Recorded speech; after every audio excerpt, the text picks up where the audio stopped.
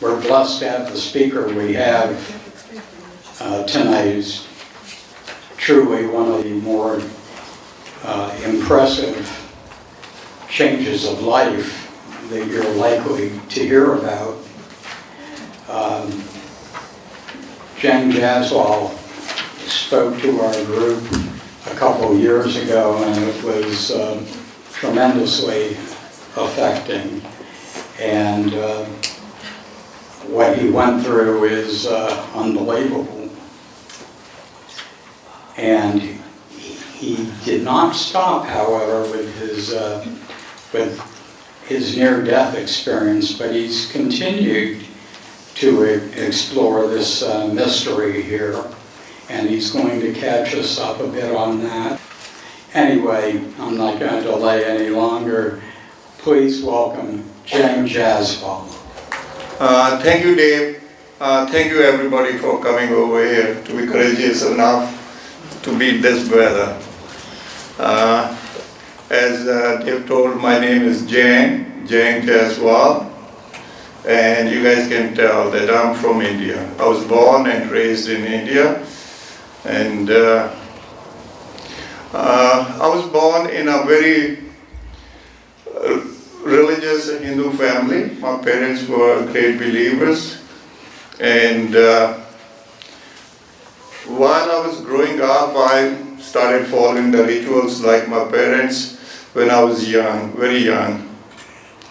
Once I started going to school, I chose science as my subject, and in science, the things we were taught, they were very much contradictory to the religion. We were doing the practices in the religion we were doing, the values, the facts, they were all different from one another. So there was a great contradiction. I was torn in between which way to go, and I chose science way to go. And I became an ardent believer of theory of evolution and all those things. As I grew up, I went to undergrad and graduate school. My beliefs became more and more strong in science. I became a very objective person. The things which we can only feel with our senses, they were only the real things. Nothing beyond that mattered.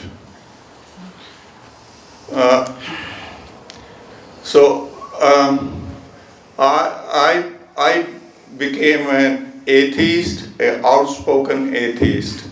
If I would be in presence of other people who were believers like my other family members, I'll raise my point very strongly and will condemn the presence of God very openly, though my family hated it.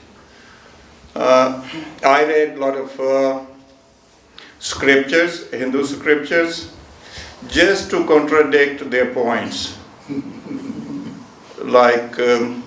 Like in Bible, like it says in earlier days, it said that earth was the center and sun went around. On those kind of points I would dwell.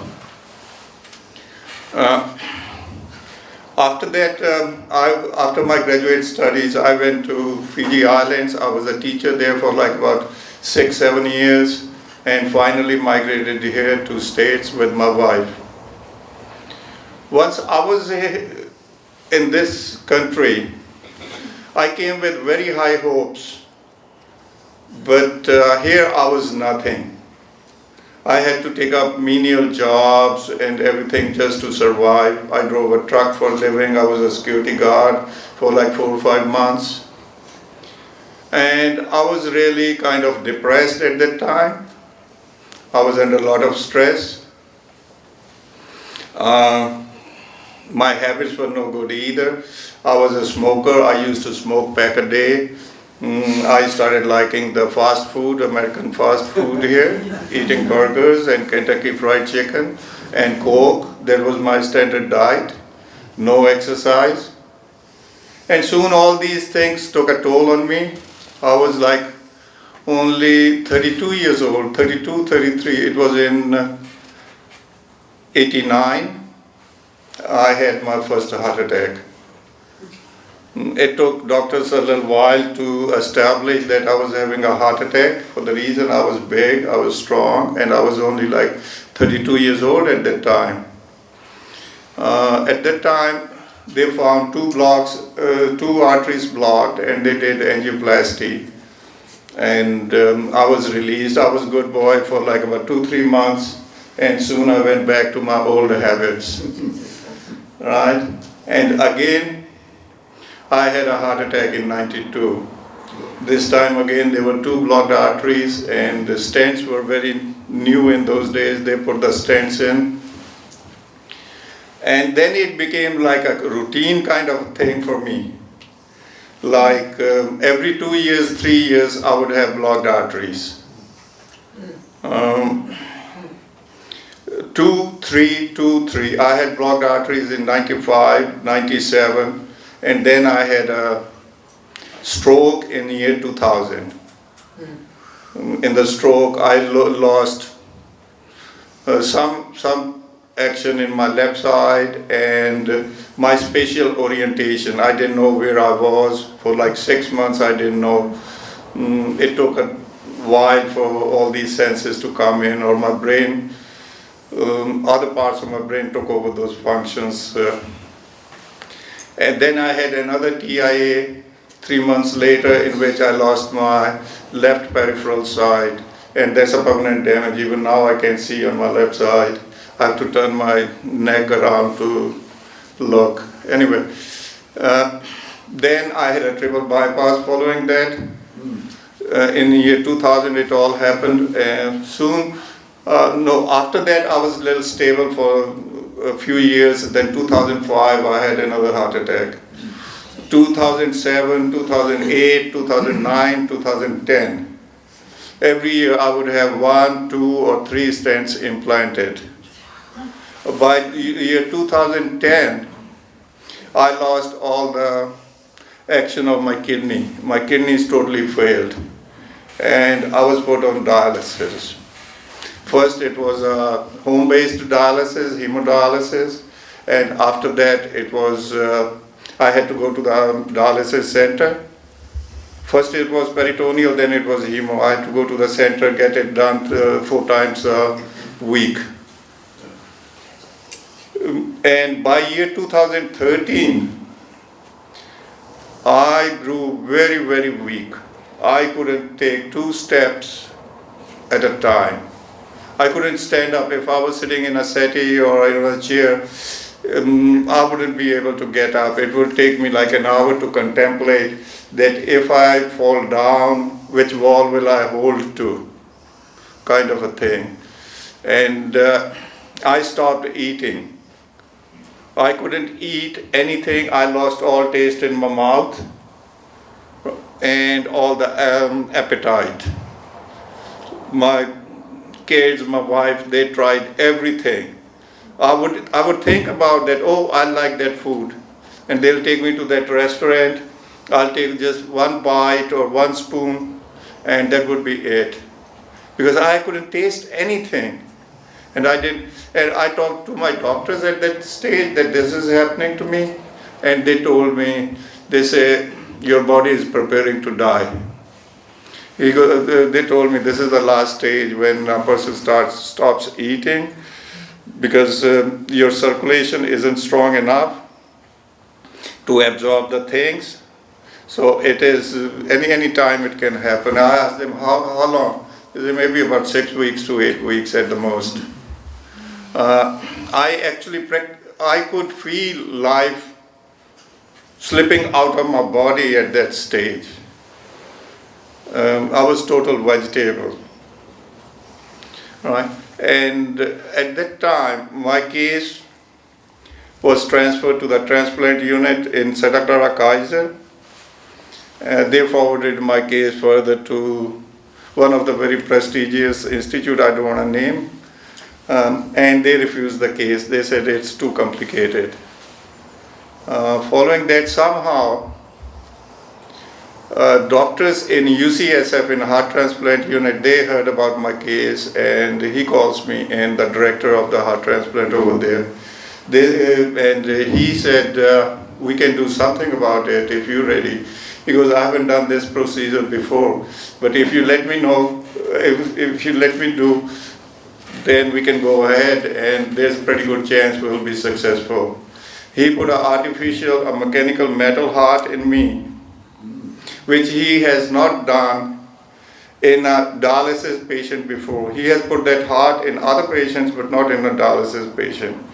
So I did all right after that. I gained some strength, and I started walking a bit, and about 3 months later, he checked me again, and he goes, okay, it's time to go under the knife again, and I'll let you know when the organs are available. Within 7 weeks, he calls me again, and he goes, come to the hospital. And we were in the hospital. Next following day, it was like about 15 hours surgery. She can tell you about it. And it was a simultaneous heart and kidney transplant they did. And now, when I came out of the anesthesia next day, that's the amazing thing when it happened, right? I was chanting Hindu mantras very loudly in the recovery room, in the ICU over there. And everybody around me, my wife, my kids, they were so shocked that this guy who runs away from and he tells everybody that mantras have no meaning to it and all this and that, how come he's chanting all the mantras? I was very composed, I was very calm, very peaceful, and people could see life on my face at that time. I was very happy, very joyous. It wasn't due to that I have survived the surgery, but what I experienced during the surgery. And that's the time, somewhere when the surgery was happening, I can't pinpoint the time, but I felt my presence in some other realm.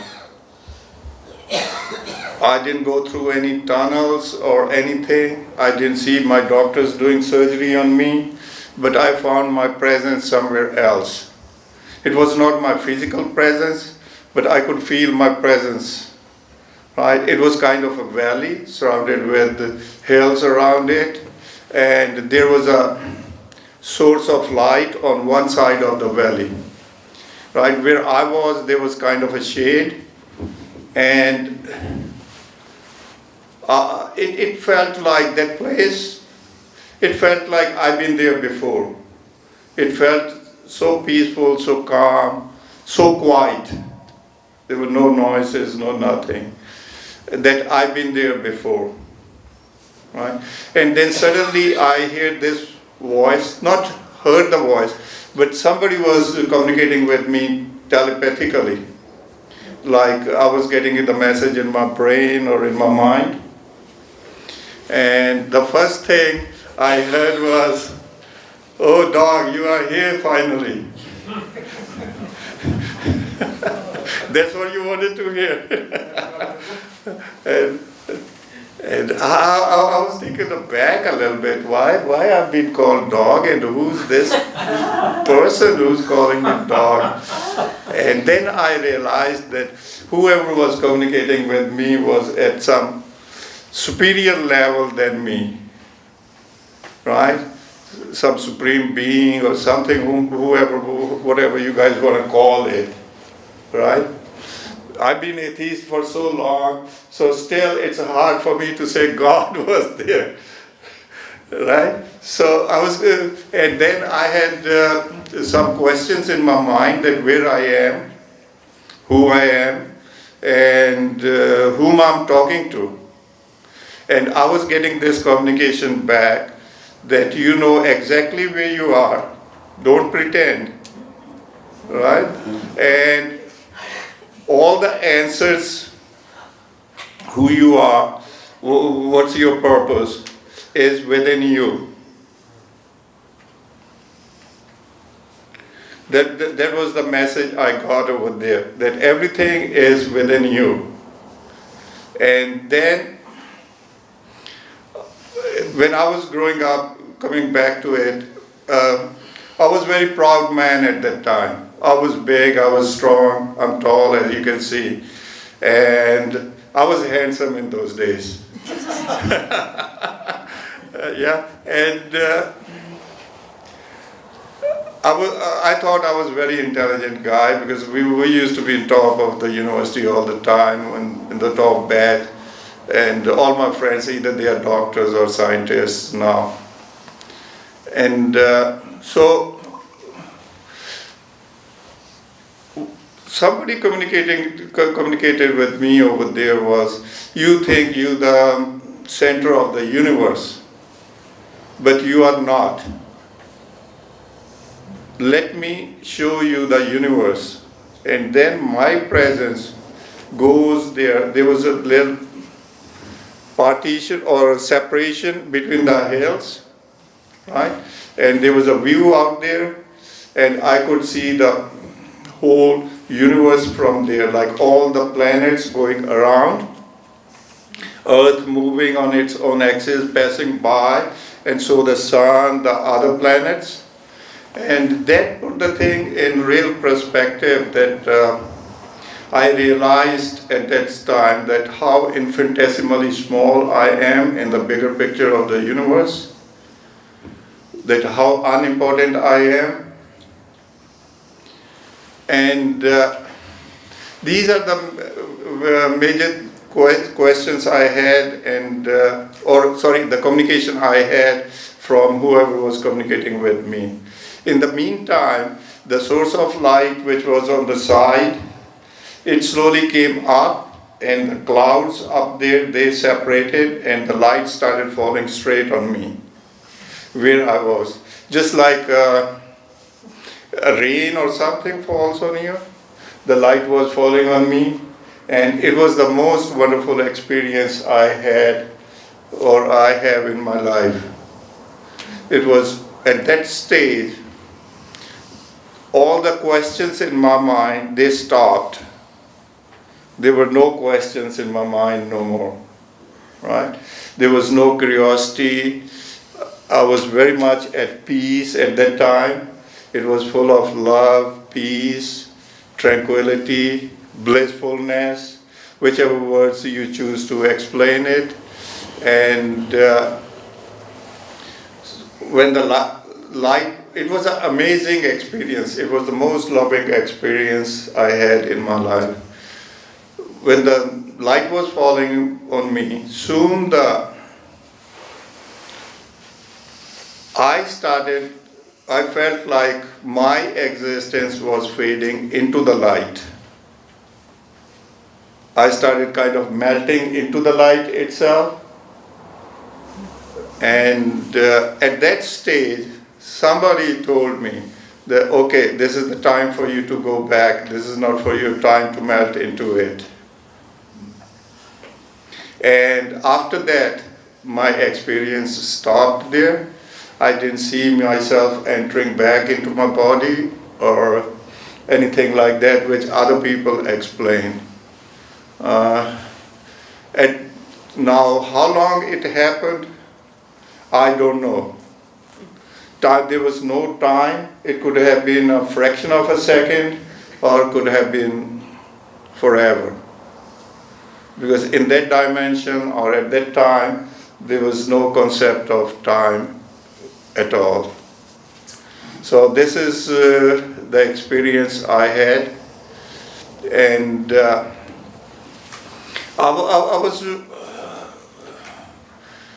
I did talk to my family around in a couple days' time that what I went through, all this experience. My daughter was there, my son was there, my brother-in-law, Sushila's brother was there. I did talk to them that this is what happened to me. And then we did check the records of the surgery in details, the minutes of the surgery room, right? And there was a time when, see what happens is, when in the heart transplant, when they put the heart in, They take the old heart out. They put you on the machines, right? All your vessels are closed. They put in the new heart in. They connect you with a new heart.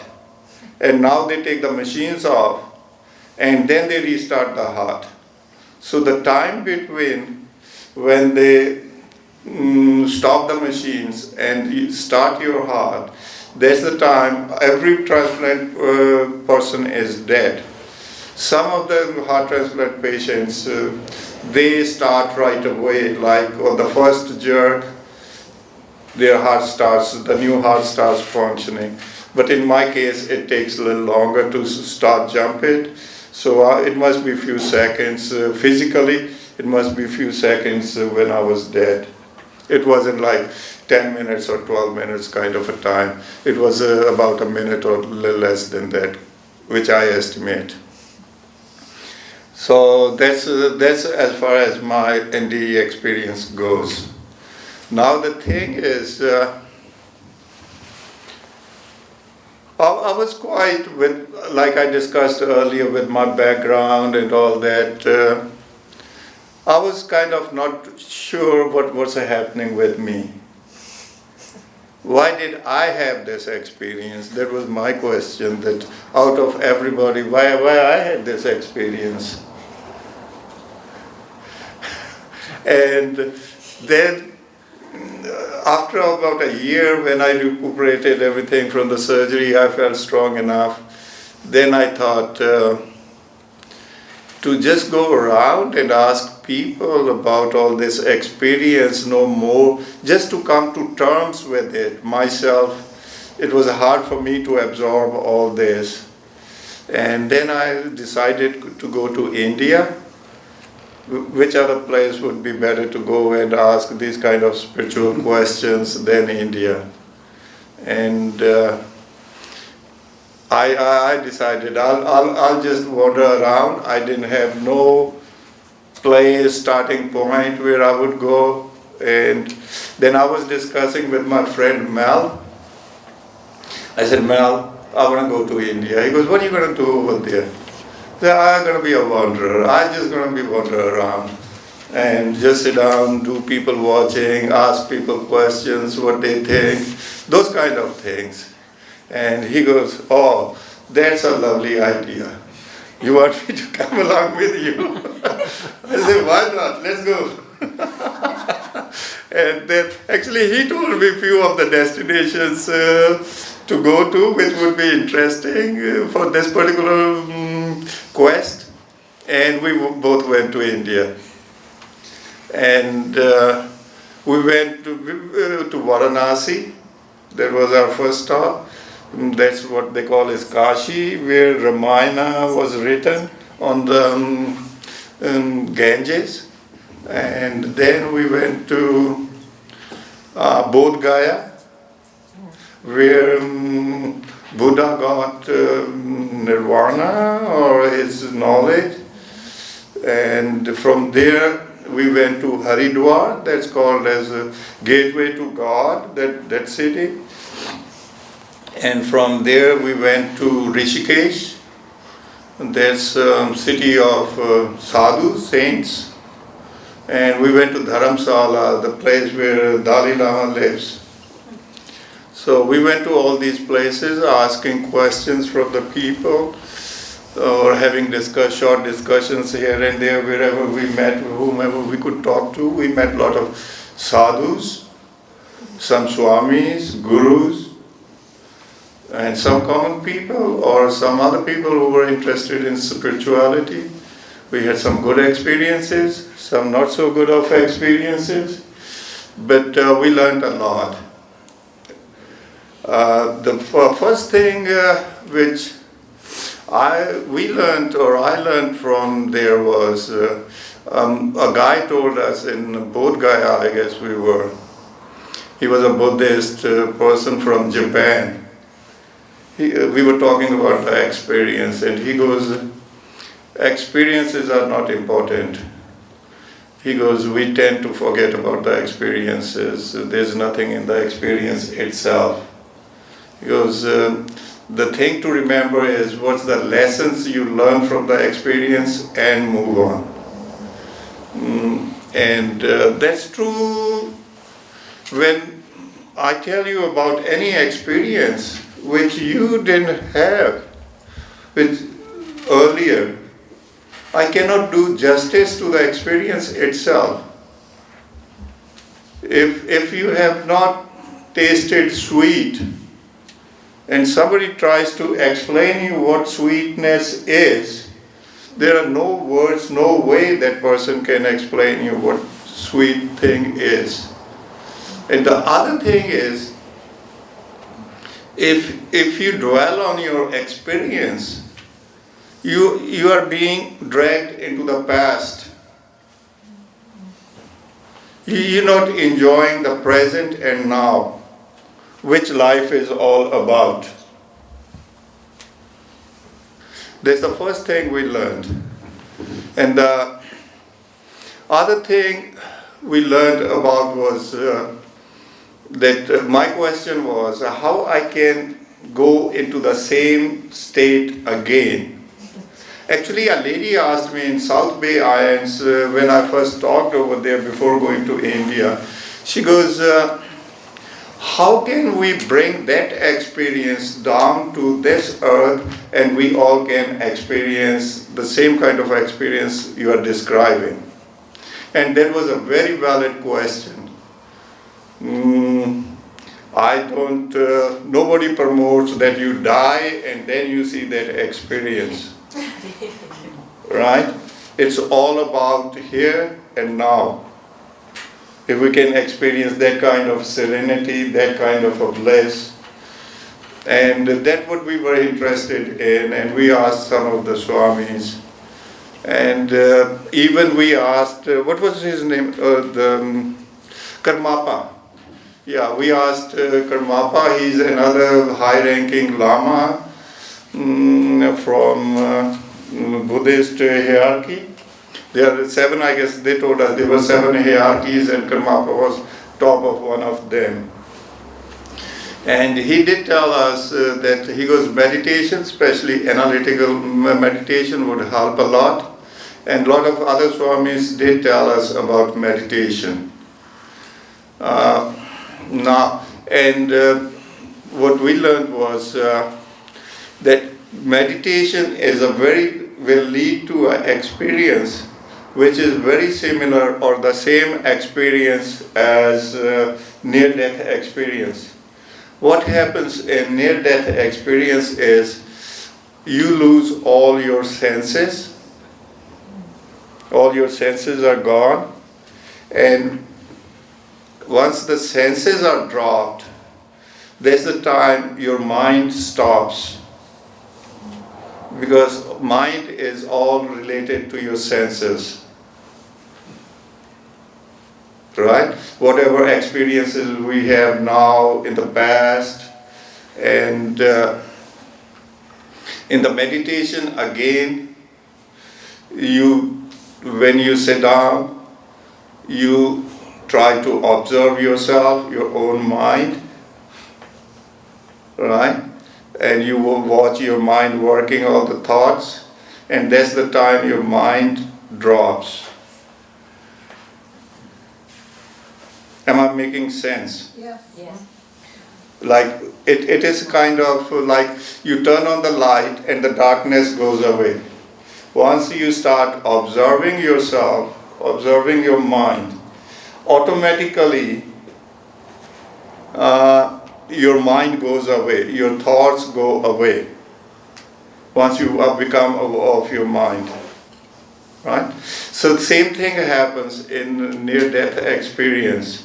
That your sensory power is gone, your mind is gone, and there's a time you're talking to your consciousness straight, or you are in touch with your consciousness straight, and the similar experience happens in meditation. Right? And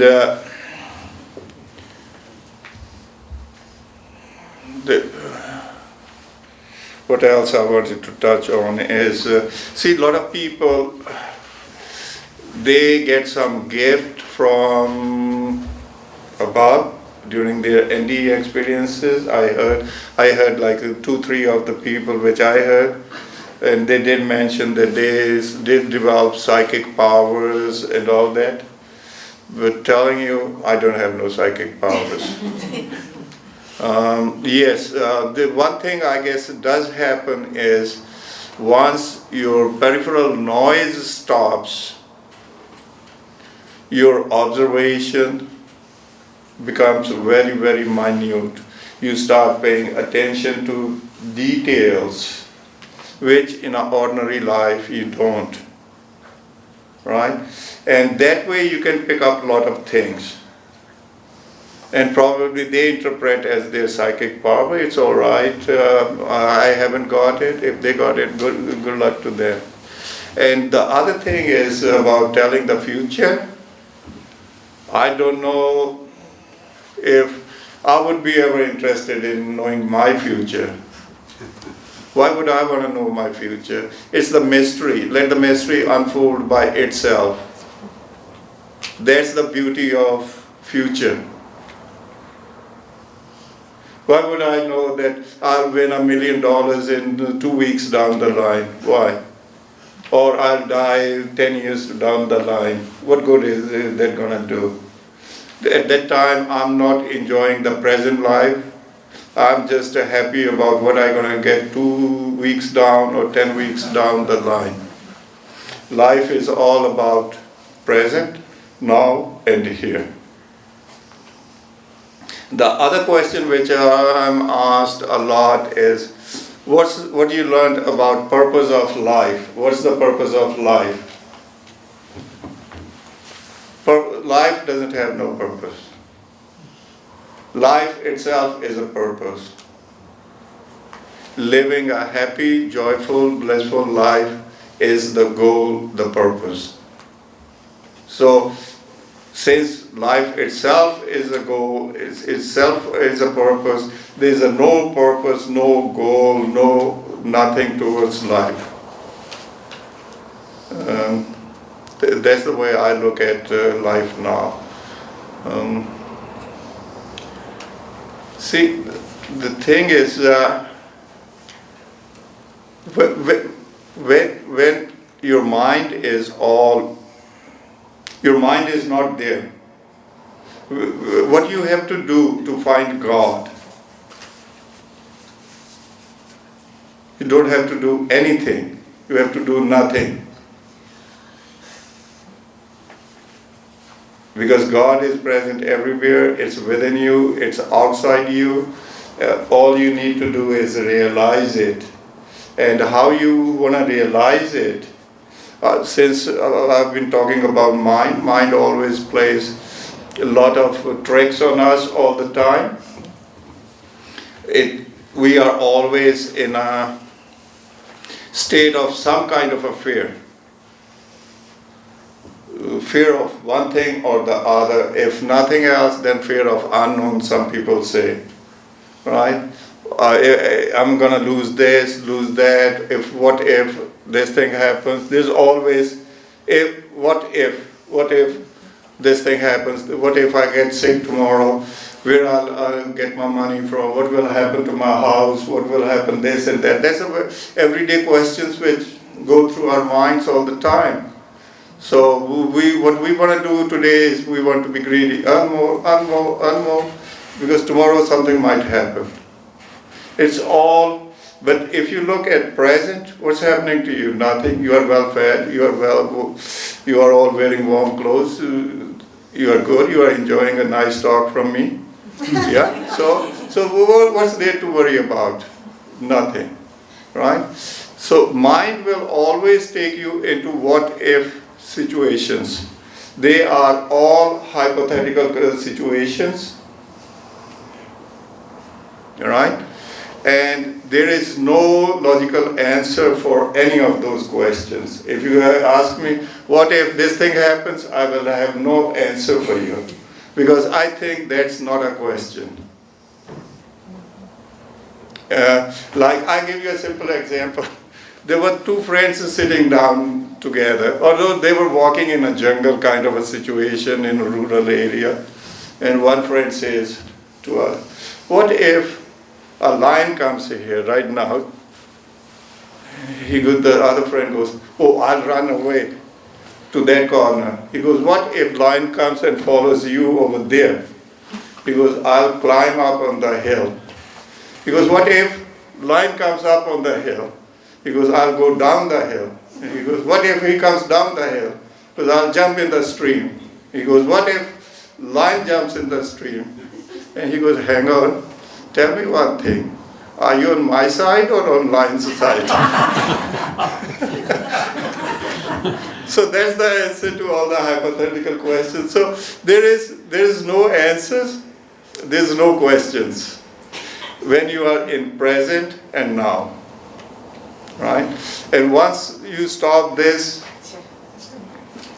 conversation in your mind about what if, that's the time you'll start getting into serenity, to peace, and get in touch with your own consciousness, awareness, which is a part and as a whole of the big consciousness, which is the universal consciousness.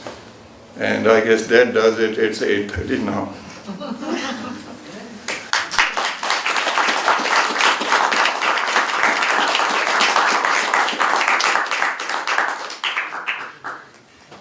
Thank you, Jang. Well, I'll sit here. Yeah. You've given us a lot of non-answers to think about. And some good answers too. Thank you so much. Well, we're going to take a break now and then come back with your questions, your comments. Please have some refreshments. Make use of the name tags and meet someone new. And let's hear what's on your mind when we come back in a few minutes. Take care. Most of us, when we meditate, right, we try to control our thoughts, right? Like you said, your thought takes you somewhere, wherever, right? And then you tell yourself, okay, no, I'm not supposed to think this. You try to bring yourself back, right? So what you need to do is, if your mind takes you there, all you need to do is just stay on the sideline and let it take you anywhere it takes, whether at a good place or a bad place. There is no good, nothing bad. It's all ours. We give this property to the things. So you just observe yourself where they are going. They go to Midwest, let them go to further New York, wherever they want to take you there. Right? But be observant. But once you start practicing it a little bit, you will see that those thoughts start fading away. It happened to me, I'm telling you from my practical experience. And that what happens is, it changes your habits, like some of the habits which you've been struggling for years to overcome, right? Once you are aware of the things, right, you'll stop doing those. Your habits will start changing. So it has a great power. And do nothing kind of a situation, rather than I'm sitting, I'm meditating. When you are meditating, you become the doer. And when you become the doer, then ego comes in the personality, that I'm doing it, I'm meditating it. I'm not going to let my thought go there, right? But when you are an observer, then you're not the doer, and all of a sudden, anything dealing with doing goes away and your thoughts starts going away. Do I answer your question all right? Yes. Okay. But isn't that a conscious, aren't you doing to be the observer? I mean, aren't you having to focus your mind? Yes, I'll say yes, observing?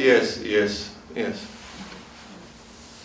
You don't have to stress on it, right? See, I'm doing something now, right? If I stop doing that thing, what do I become? Don't I become an observer? Because I'm not doing anything now. All I'm doing is observing. So you don't have to tell your mind to do anything. And automatically you become an observer.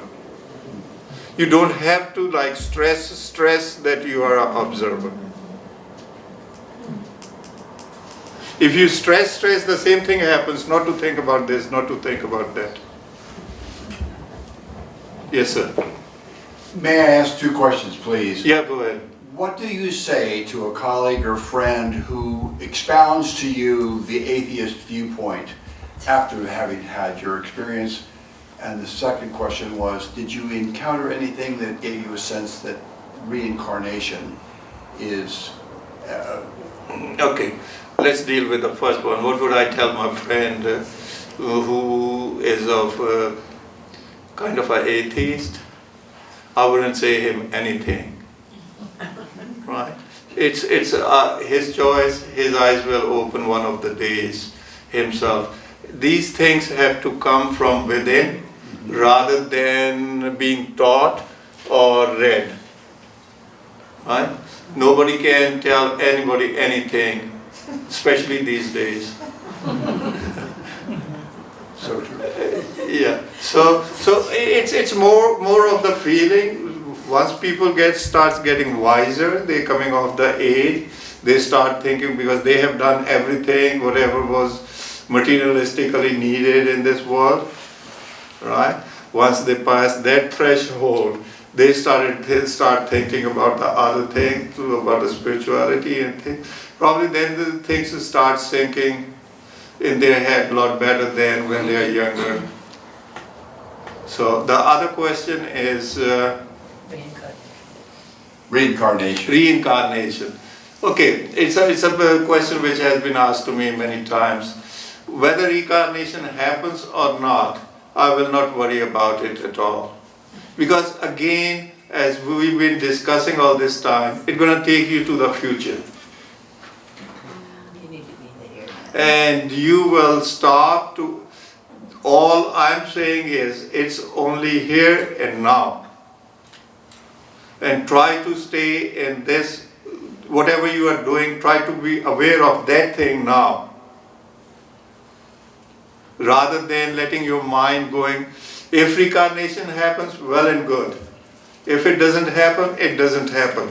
I will not argue with that with anybody. And I don't know if it happens or not. Because I haven't been reincarnated, I haven't met anybody who's reincarnated. So I'll leave it till there. Thank you. Did you have a... After, yeah. You can go. Yes, go ahead, sir. Yeah, what part of your talk that really kind of rang for me was the part where you encountered the higher being, and he said, you know where you are, it's within you, right? Yes. And that whole theme of the truth's inside you, the truth's inside you. Can you just repeat that part of the story again and just maybe see if there's anything else you want to say about it, about the truth being inside of it? Do you think that's true about us in this plane? Yeah, see, like I was told, when I had a lot of questions in my mind, or I had a lot of questions over there when I was in the presence of the super being, that all the answers are within yourself. We all have answers within us. All we do is we don't get to those answers because we are always lost in the noise of this world. When do we sit still for 10 minutes, 20 minutes, just thinking about ourselves? We are always engrossed about the peripheral things, and we never get to reach to the answers which are within us.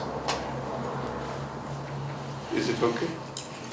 I just had a question. Yes, ma'am. You mentioned that your family was very upset with you and you didn't go along with the Hindu beliefs and you were atheist. Yeah. How is your relationship with them now after you've had your near-death experience? It's a very interesting relationship. A couple of my sisters, I talked them into being atheists. Like I told you, I used to discuss it a lot. And now when I talk back about God and all that, and they went really mad last time I was there. They said, now you are telling us, we were telling you all this time that there's a God there, this and that, and now you were telling us and we started believing you. This kind of relationship I had with them. Can't win. Yes. This was more of a comment that I read this book. The concept was your mind, and sometimes in Buddhist thought they say your mind is like a monkey, and you can't get mad at a monkey for being a monkey. Your mind thinks, that's what it does. Yeah. And so when you get mad at your mind for thinking, it just turns around on you. So the idea is invite your monkey to tea.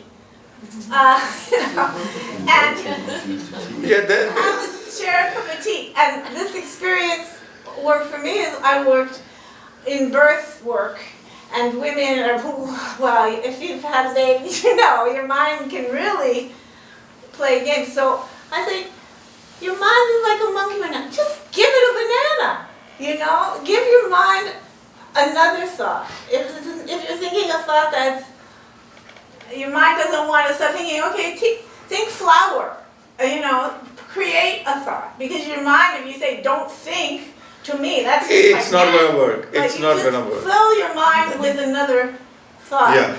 And See- make it simple, not a complex. That's just some observation. Yeah, there were many ways of doing it. Yeah. Yeah, like she just mentioned, it's a nature of mind to wander around. You cannot stop, you cannot go against the nature. Right? Like the more you try to control it, the more it's going to run away. So that's why the better way is just to sit back, kick back, and just watch what your mind is doing. Yes. So, you mentioned that when you came back to your body, you were chanting mantras. Yes. So I wanted to ask you if you have different appreciation to mantras, if you change the way you see it as part of the helpful. Yes, I do. That's I don't tell you. That I have realized about mantras that though they are in Sanskrit, right? I understand only partially. I wouldn't say I'm Pandit or Gyani who understands everything in mantras, but they have a very soothing effect on, you can say, soul or your mind, and it does help.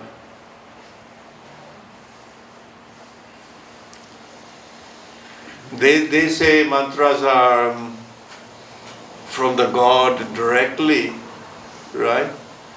Which I doubt a little bit, but they do have a very good effect on a person, especially if you are doing it in a closed room and if the sound echoes.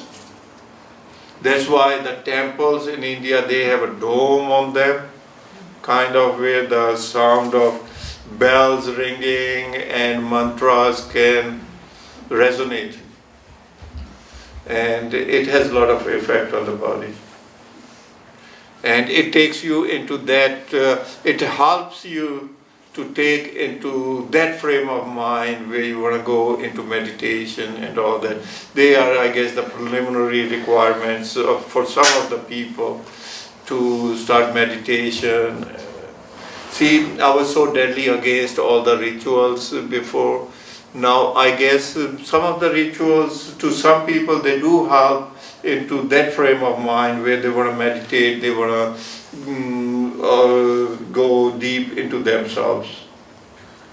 like putting essence or something, whatever helps them.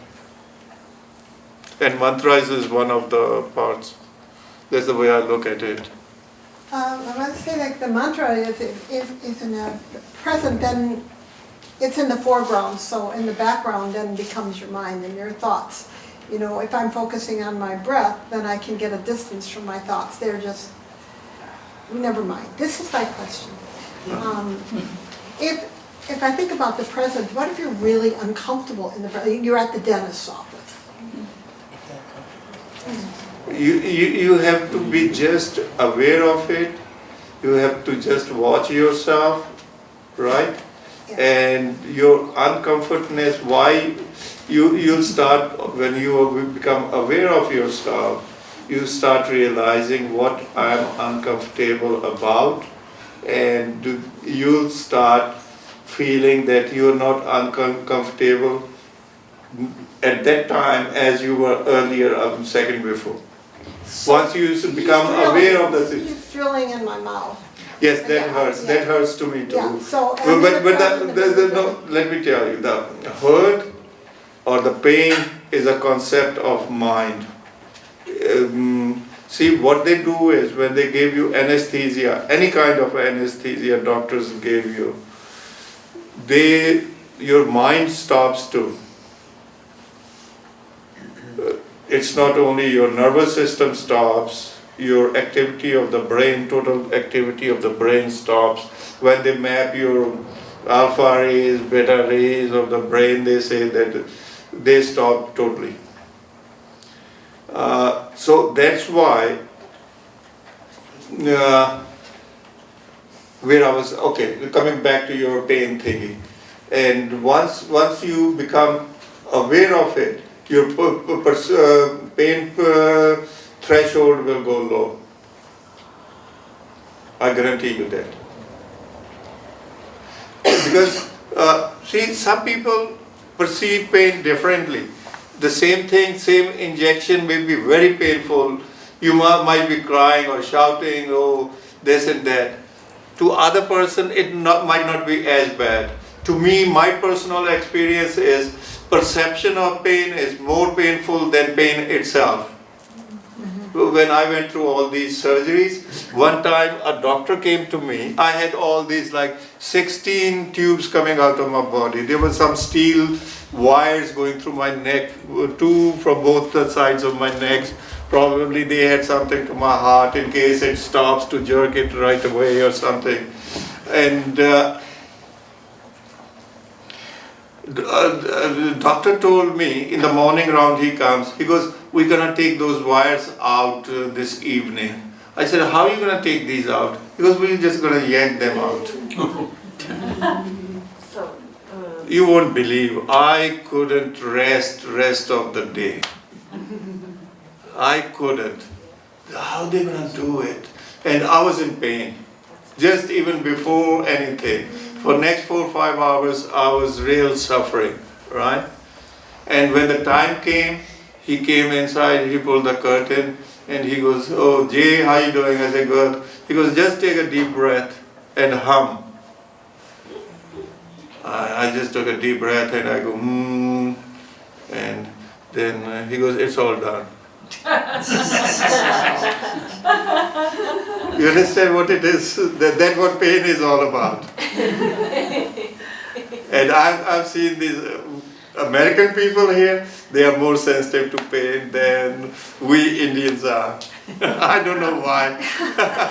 My son, he has the small paper cut on his finger, and there was a small droplet out of that cut. And he comes to me, he goes, Dad, am I going to die?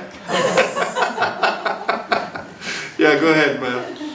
If anesthesia takes away pain and consciousness, then what was it in you that was aware of your near-death experience? See, that's what I guess happened, because anesthesia took away the mind part of it, and that's the time I could get in touch with my real consciousness.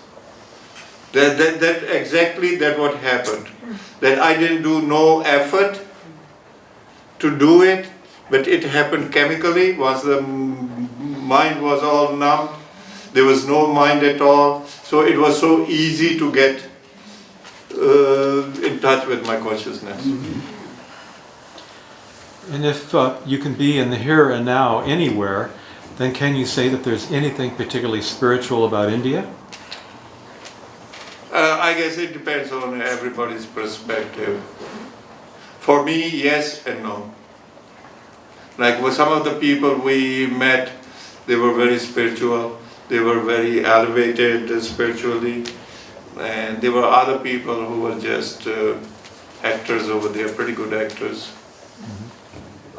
When you described your experience with the light coming down on you and as one of the most joyful moments of your life, did you have a sense at that time that there was a universal feeling about what you were experiencing? In other words, every other person at some point would experience that, perhaps at their moment of death?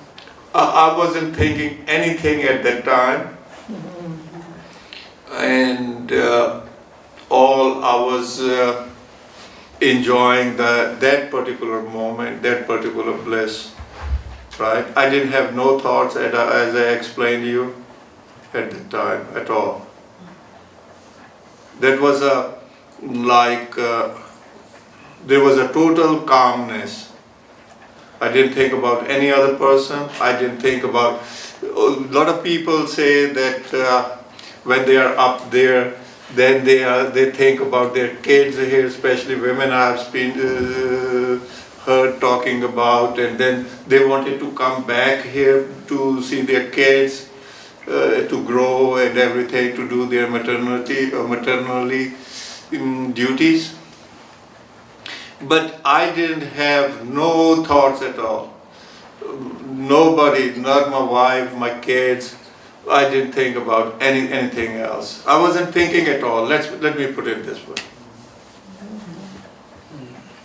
And that was the pleasure of it. That was the joy. That was the bliss.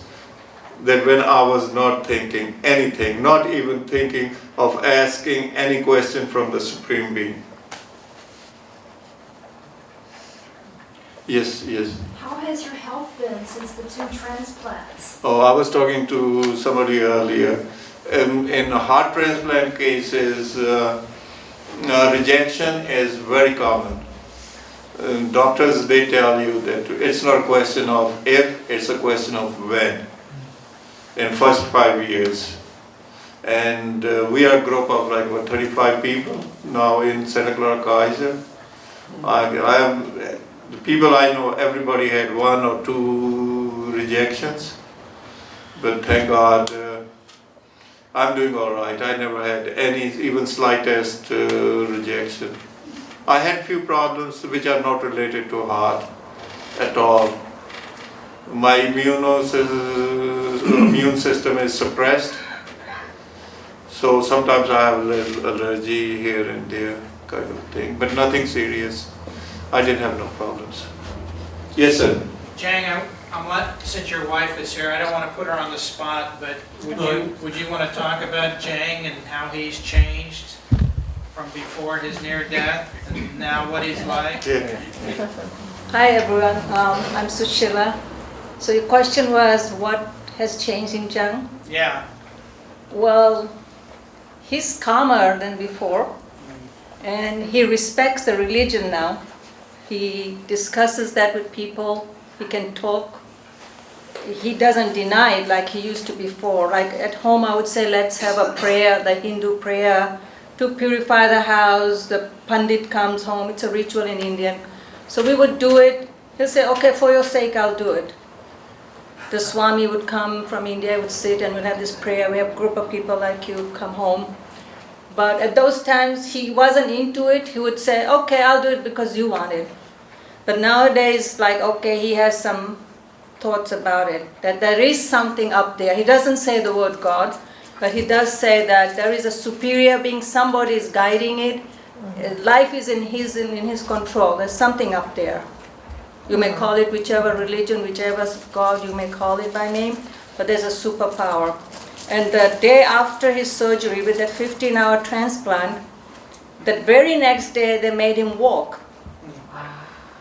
I couldn't even imagine. I was standing there, they're holding him with all these trillions of tubes and everything, making a person with a new heart walk. It was very touching to see. He is like being reborn, somebody else's heart. It's like learning to walk again. The very next day, so I told my kids that I'll come to the hospital later on. He must be knocked out for 48 hours. He won't come out of his anesthesia. So my daughter was there all day and night. She said, Mom, come over, Dad is awake. Very next day is awake. So I dropped everything at home and I drove all the way. And then there he's nicely sitting and smiling and is very calm in the bed, like very quiet. As if nothing happened with that 15-hour surgery. The very next day he's sitting like that. And he goes, Om Namo Shivaya. He says, I said, hello, how are you doing? Nothing. He says, in a different world. Not in the, like, hello, how are you doing? Nothing like that. He was like very himself contained like this. Om Namo Shivaya. I said, hello, Om Namo Shivaya. My brother is standing there, my son, my daughter, everybody looking, what's happening to him? This is not him. Like that.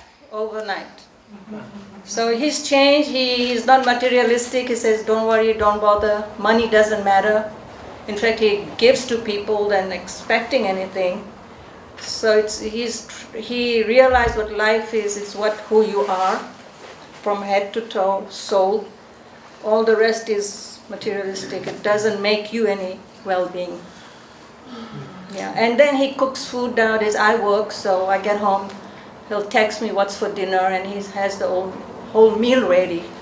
And when he was growing up, he didn't know how to even make a cup of tea. He had servants and 8, 9 brothers, sisters. He was the youngest. So he has a meal ready, and Mel knows. He serves him too. He comes home, he's cooking. So when I walk in home, the dinner is ready. Wow. So that's how it's changed. Thank you. I hope I answered the question. Another small story, like I was talking about, like mind always worries if, what, and all that. When I had this LVAD, this artificial heart in me, it was being implanted in those days. And Sushila used to come to hospital every day, wherever I was, for at least a couple of hours, 1 hour, 2 hours in the morning, and a couple of hours in the evening. So her work was suffering at that time. Right? Somehow they didn't give her time off or something. And after my implant, like for about a month, she didn't go to work. And she would be kind of sad. And I asked her, what's wrong? Why you don't go to work? And then one day she goes, I didn't want to tell you, but they laid me off, they fired me.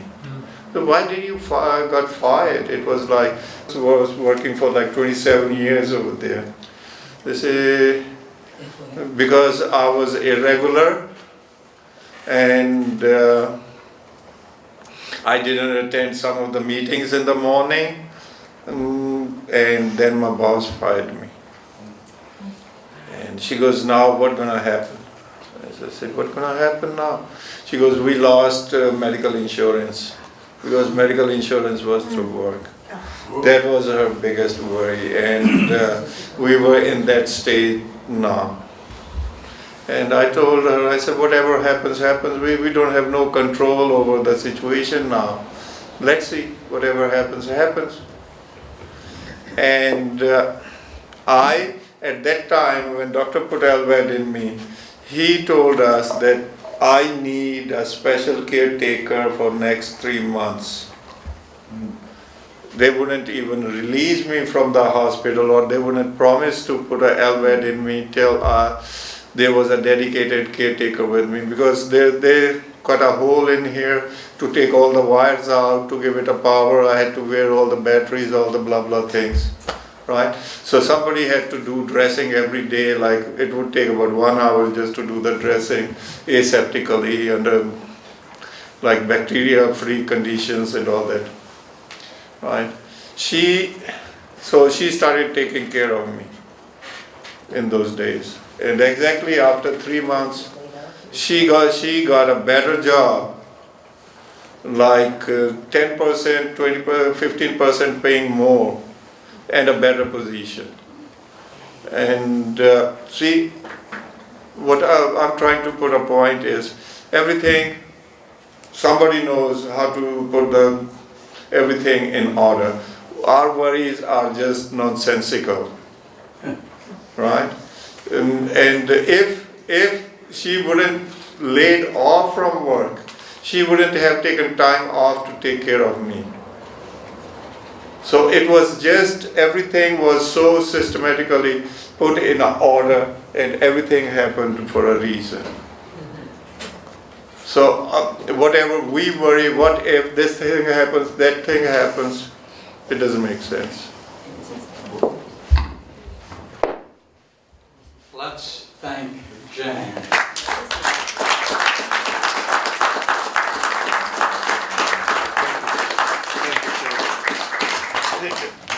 Thank you so much. Thank you so much. Well, folks, this concludes our meeting. I'd like to have you close it in the traditional method here, by which I mean the stacking of the chairs on this side. You can possibly help. Otherwise, thank you for coming. You've been a wonderful audience. And get home safely. Another thing, if anybody wants to get in touch with me, I can give you my business card or my card, and you guys are free to discuss any topic in further details, because I gave a very summarized view of everything I went through. So anytime, just feel free. I'm home most of the time. Give me a call anytime, and you guys can take my card.